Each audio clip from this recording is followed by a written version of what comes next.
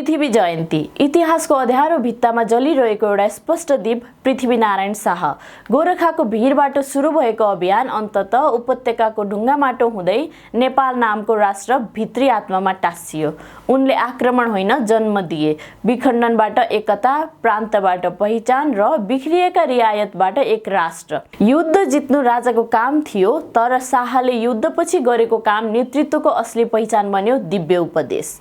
आज पनि यो उपदेश केवल शब्दको कागज होइन, नेपाल भन्ने भावनाको नक्सा हो। त्यहाँ उनले भने नेपाल 4 जात 36 वर्णको फुलबारी हो। एउटा फुलबारीमा एउटै रङको फुलले सुन्दरता बनाउँदैन, रङ, सुगन्ध र भिन्नताले नै सौन्दर्य जन्माउँछ।